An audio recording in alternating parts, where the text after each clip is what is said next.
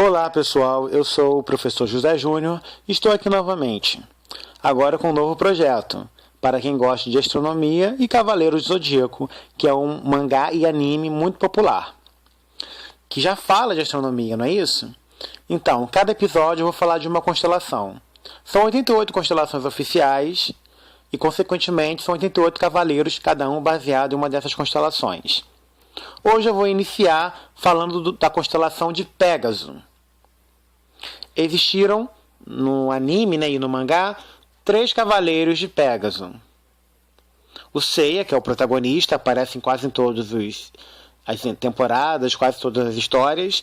Depois vem um tema que aparece no The Lost Canvas, que se passa no século XVIII, e Next Dimension, que também passa no século XVIII, mas é uma outra história. E o Koga, que aparece na história do Ômega, que se passa no futuro. Ok? Então vamos lá. Primeiro para a história mitológica do Pégaso. Bem, ele era filho de Medusa com Poseidon, o deus dos mares. E Medusa, era uma deusa menor, que dependendo de qual texto mitológico a pessoa se escreve, tem uma história diferenciada um pouco. Mas a que eu achei mais interessante foi essa, que a Medusa teria namorado Poseidon no templo de Atena. Como castigo, a Atena transformou a Medusa numa coisa mais bizarra, feia, com aqueles cabelos de cobra, e com castigo de quem olhasse para ela viraria pedra. Eram 3 górgonas. A Medusa era a única górgona mortal, ou seja, que poderia morrer. Então, o que acontece? O Perseu, que é um semideus, filho de Zeus com uma humana, herói, que lutava por Atena, ele tinha que matar essa górgona. Então Atena deu um escudo para ele, um escudo que ele podia ver o reflexo, já que ele não podia olhar diretamente para a Medusa, para não virar pedra, ia ser difícil matá-la. Então ele usa o escudo que Atena deu e, pelo reflexo, consegue matar a górgona. Do sangue da górgona, ali misturado com a água do Poseidon, que nasce o Pégaso. E o Pégaso, que é o cavalo alado, ele acaba servindo como instrumento para o próprio Perseu em outras aventuras. Por exemplo, ele estava voando no Pégaso, ali pela região do centro da África, exatamente na Etiópia, e encontrou a Andrômeda, que era a princesa etíope, e acabou salvando ela. Agora vamos para a parte... lembrando que o Pégaso também aparece em outras aventuras, como Belerofonte, que também é o herói mandado por Atena, o Pégaso. Então, desde a história mitológica, você vê a ligação da deusa Atena com o Pégaso. Agora vamos falar da constelação de Pégaso. Ela foi determinada ali oficialmente no livro Amalgesto, do século I d.C., pelo filósofo e astrônomo Ptolomeu, que nasceu ali na Alexandria, Egito. Então, essa aí é a região. O que é uma constelação, gente? A constelação é uma região do céu. Tá? Essas estrelas aí que eles marcam como se fosse um desenho para determinar, já que a maioria delas tem nomes de seres da mitologia grega. Então, ainda mais as que ficam no norte, no hemisfério norte. Então, não significa exatamente que elas estão ali uma próxima da outra. É só do nosso ponto de vista de quem olha aqui da Terra. Tudo bem? Então, cada uma delas é batizada como alfa, beta, de acordo com o alfabeto grego antigo. No caso do Pégaso, ele tem um asterismo. O que é asterismo? Se a constelação é uma região do céu, como eu já disse, são 88, o asterismo é quando tem um desenho bem determinado dentro de uma constelação ou unindo outras constelações. Por exemplo, o Pégaso aí tem um asterismo que é esse quadrado. Você já vê que o quadrado é uma coisa bem definida e você vê assim, o quadrado do Pégaso. Apesar da constelação dele ser um pouco maior do que esse quadrado, e além, Mas é uma região que marca, então, chamado de asterismo na astronomia. Lembrando que o que forma esse quadrado são a estrela alfa do Pégaso, chamado Marcabe, a beta do Pégaso, a gama, e a alfa de Andrômeda. A alfa de Andrômeda, como o nome já diz, a estrela alfa da constelação de Andrômeda, acaba pegando emprestado. Eu estou falando entre aspas emprestado, porque o nome da estrela é alfa de Andrômeda. Mas acaba servindo para fazer o asterismo do Pégaso. E acaba entrando também como uma estrela oficial do Pégaso, né? Então aí você consegue ver. Aqui no Brasil, no Rio de Janeiro, de onde eu falo, eu coloquei exatamente essa imagem de quando o Pégaso vai aparecer inteiro aqui no Rio de Janeiro, que é ali em meados de setembro. Tudo bem? Então por isso ele vai aparecer aqui exatamente nessa posição que vocês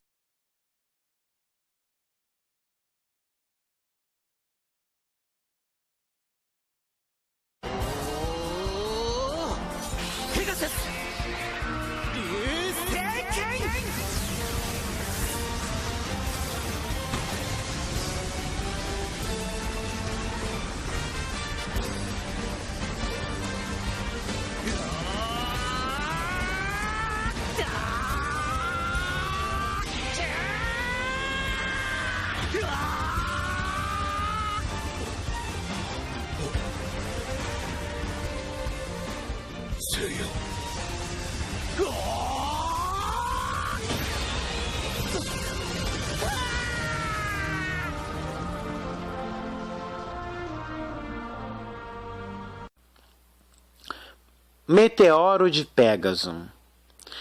Para quem não sabe, vamos explicar primeiro o que é meteoro, né? Chamado popularmente de estrela cadente, mas não é uma estrela. A estrela é como um sol, né?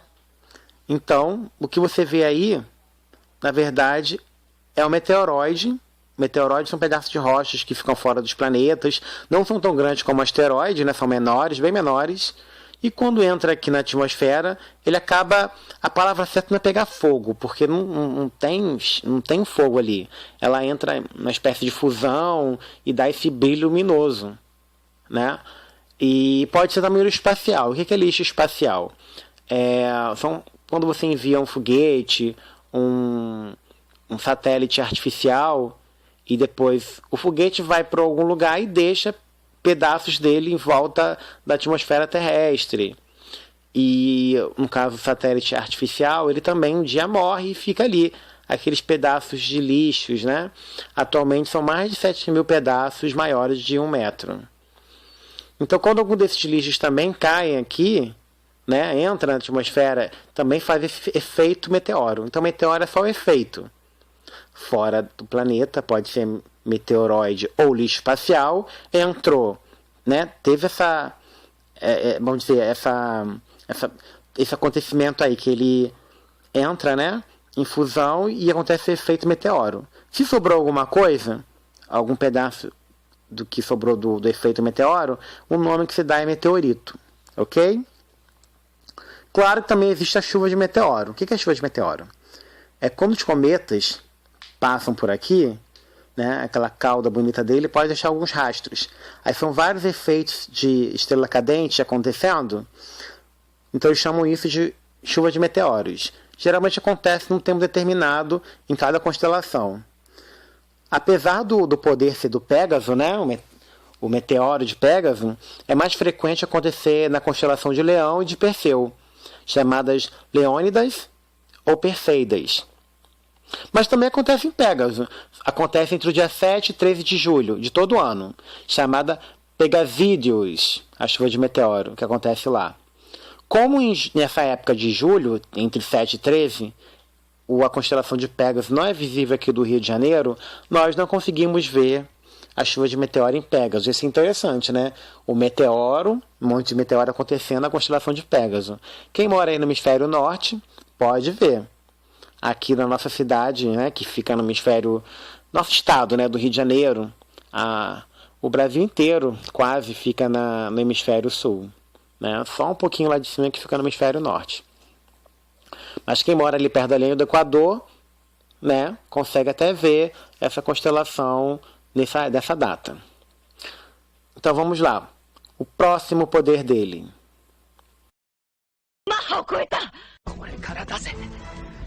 お前なんかに負けていられるか。俺たちはアテナのセイントなんだ。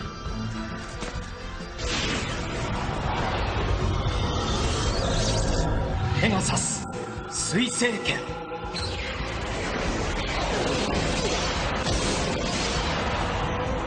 まさかこの俺がまともに食らうなど、冥界三巨頭の一人と歌 Cometa de Pégaso. O que é um cometa? O cometa, ele, dependendo, né, da órbita dele, ele pode vir do cinturão de Kuiper, que é a região ali depois do planeta Netuno, onde fica Plutão, Eris, Makemake, Sedna. Ou pode vir de um pouquinho mais longe, que é a nuvem de Oort. E a nuvem de Oort é a última parte do nosso sistema planetário, que é chamado de Sistema Solar. Passou da nuvem de Oort, já está fora do Sistema Solar. Ok? Então, tem uma órbita muito longa. O cometa, ele é feito de blocos de gelo, poeira, fragmentos de rochas, né? Pode ter centenas de metros ou dezenas de quilômetros. Além de água, ele também pode ser feito de gases gelados, né? Monóxido de carbono, dióxido de carbono, amônia, metano. O mais famoso, né, é o Halley. O Halley é um cometa periódico, porque os cometas que passam por aqui podem ser periódicos, que tem um período certo, não periódicos, que passam assim do nada e você não conhecia, né? E os extintos, que já passaram, mas por algum motivo morreu. Porque eles podem bater em algum objeto e não retornar mais, ou ir acabando, né, com o tempo. E claro, né, a órbita que ele faz demora tanto e pode acontecer tanta coisa, porque ele vai passando por todos os planetas antes de chegar em torno do Sol e voltar. E ele, como é feito de gelo e vem lá de longe, quando ele chega próximo do Sol, que é aqui perto da Terra, né? Claro que o Sol não é tão perto da Terra, mas comparado de onde ele vem, né? Que do Sol para a Terra são 149,96 milhões de quilômetros. Aí, o que acontece? Ele passa, aqui na Terra você vê o gelo, que é o estado sólido da água, passa pelo líquido, depois vai para o gasoso. Mas com o cometa ele vai direto do sólido para o gasoso, por isso deve ser feita essa cauda bonita. Já que falamos do Halley, né, que é o mais famoso, ele acontece entre 64 e 79 anos. Uma média de 75,3 anos, né, o período que ele passa por aqui. Desde Aristóteles tem registro, né, desse Halley. A última vez que ele passou por aqui foi em 1986. E a próxima será em 2061. Será que alguém vai estar vivo para ver? O resto do Halley, ele sempre aparece no Eta Aquarius, né, que é ali na constelação de Aquário, e na constelação de Órion, chamado Orionídeas, quando passa por lá. Então vamos lá. Lembrando que a radiação solar e os ventos solares que fazem o cometa, né, e tomando essa cauda, né, indo de sólido direto para o gasoso. Agora vamos falar do último poder dele. O quê? Me ajude mais uma vez, meu Cosmo. Por Atena. O que está acontecendo? Turbilhão de Pégaso!